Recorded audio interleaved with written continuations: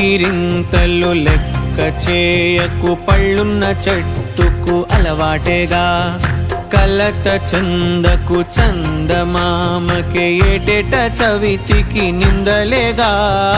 ఓటమన్నది గురువు కదరా, ఓర్పుతో నువ్వు గెలవవా. రేపుకే దిక్సూచి నిన్న రెక్కలే చుక్కానిరా. నీరు నేల ఆకాశం నీపై చూపెను పాశం. దారే తప్పిన పాదాలు గాడిన పడితే సంతోషం.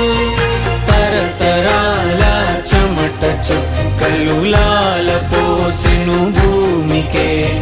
బాధ్యతగా కొనసాగినాదో నైవేద్యమేగా స్వామికే.